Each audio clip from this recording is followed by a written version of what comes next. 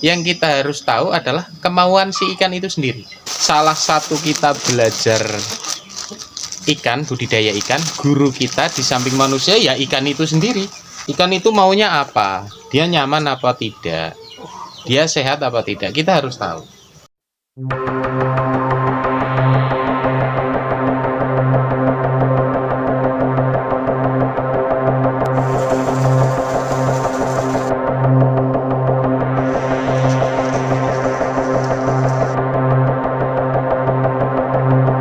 Assalamualaikum warahmatullahi wabarakatuh. Selamat pagi sedulur semua pecinta ikan Kebumen.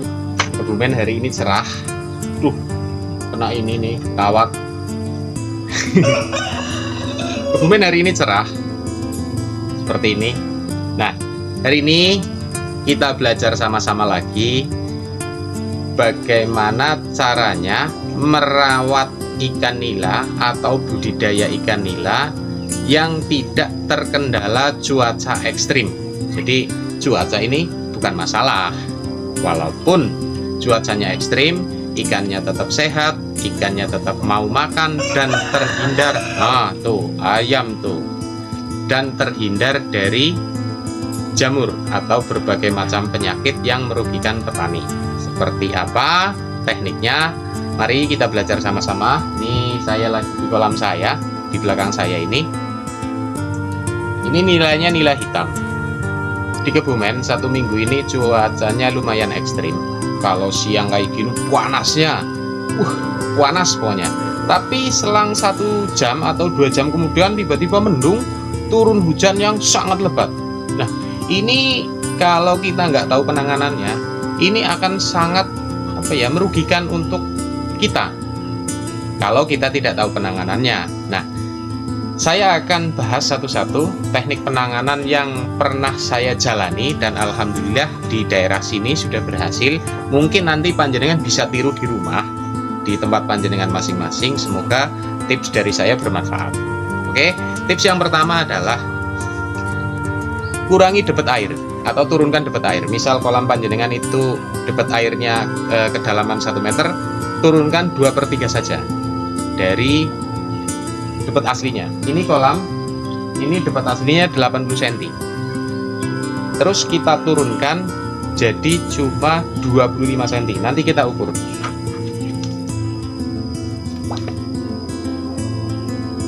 Nah, ini jadi cuma segini. Kelihatan apa enggak? Nah, fungsi menurunkan debit air itu adalah untuk menjaga suhu air itu sendiri.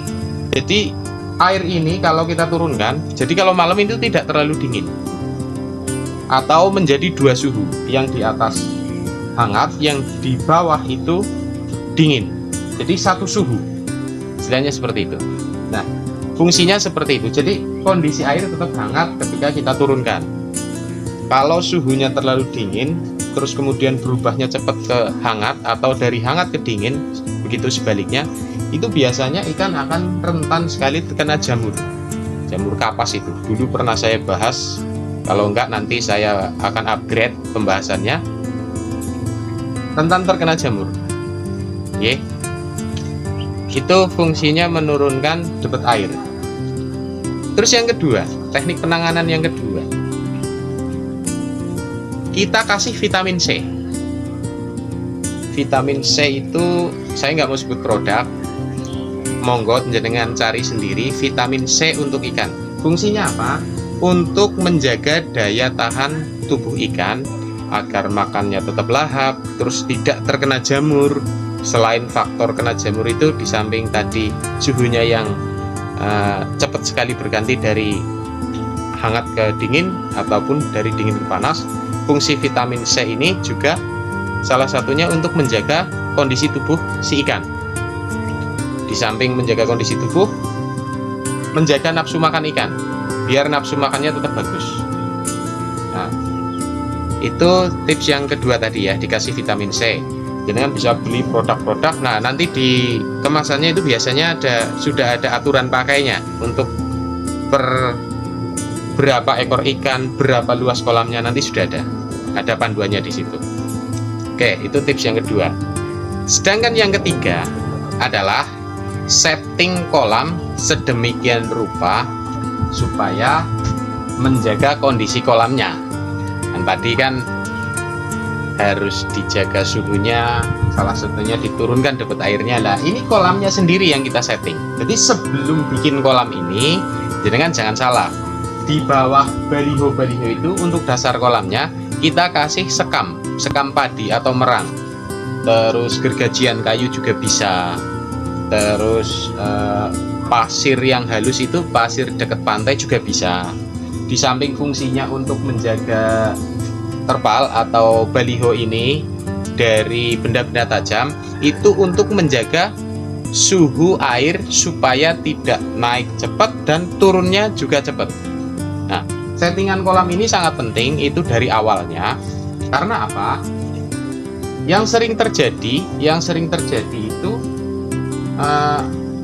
karena ini terpal nempel di tanah, suhu airnya itu menyesuaikan suhu air tanah. Otomatis ketika tanahnya dingin, dia akan ikut dingin. Jadi berubahnya suhu itu cepat sekali. Nah, kalau untuk ketebalan sekamnya itu bisa kita kasih 5 cm di dasar kolamnya. Jadi jangan takut, oh ini nanti untuk semut, untuk apa itu nggak usah takut. Karena sekam itu juga busuknya itu atau hancurnya sekam itu lumayan lama. Yang selalu saya tekankan, usahakan kena sinar matahari langsung. Tapi kan namanya pembudidaya kan, kalau pembudidaya ikan rumahan terkadang hanya memanfaatkan lahan sempit di samping rumah, di halaman. Kadang-kadang sinar mataharinya itu terbatas. Nah, bagaimana kalau sinar mataharinya terbatas? Yaitu caranya dikasih sekam di bawahnya. Nah, teknik ini sudah saya gunakan dari tahun 2014 sampai hari ini. Dan alhamdulillah ikan di tempat saya itu jarang sekali kena jamur. Kecuali memang sudah parah betul. Kadang saya ngambil ikan dari petani, dari mitra saya, kemudian saya tampung, memang sudah kena jamur. Tapi alhamdulillah di sini sehat. Oke. Oh ya. Terus penanganan pasca hujan. Selanjutnya, ketika hujan deras banget, yang sering kan ini kan hujannya dari panas siang 1 jam atau 2 jam kemudian hujan terus panas lagi. Lah itu juga sangat berbahaya itu. Itu caranya kita kasih kita tebarkan garam kasar atau garam krosok. Caranya seperti itu. Garam krosok itu ukurannya sekitar 300 gram per meter kubik. Lah, nanti kubikasinya hitungan isi airnya itu sudah saya jelaskan di konten saya sebelum ini. Yang penting ini jangan paham dulu. Dikasih garam 300 gram atau 3 ons per meter kubik. Itu untuk menjaga keasaman air atau menjaga pH-nya biar tidak terlalu turun dan tidak terlalu naik. Setelah kita jabarkan tadi beberapa tips dari saya, kita akan coba kita kasih makan ikan ini seperti apa lahapnya. Jadi kita tahu teknik yang kita gunakan itu berhasil atau belum. Karena yang kita harus tahu adalah kemauan si ikan itu sendiri. Kita akan kasih makan. Salah satu kita belajar ikan, budidaya ikan, guru kita di samping manusia ya ikan itu sendiri. Ikan itu maunya apa? Dia nyaman apa tidak? Dia sehat apa tidak? Kita harus tahu. Porsi makannya juga jangan terlalu kenyang ketika jenengan kasih makan pada waktu musim atau cuaca ekstrim seperti itu. Ikannya lahap makannya, walaupun agak jauh, karena ini saya pakai tripod, tapi kelihatan gemericik airnya kalau ikan ini mau makan. Nah, semoga tayangan saya bisa menghibur panjenengan, setidaknya bisa membantu jadi referensi panjenengan dalam budidaya ikan nila. Terima kasih yang sudah menonton, yang sudah subscribe. Segala salah minta maaf, banyak kekurangan minta maaf. Kalau ada yang mau menambahkan silahkan tulis nanti di kolom komentar di bawah. Wallahul muwaffiq ila aqwamit thoriq. Assalamualaikum warahmatullahi wabarakatuh. Tidak ada orang yang pintar dalam budidaya ikan. Yang ada orang yang baru belajar dan sudah lama belajar. Intinya tetap sama-sama belajar.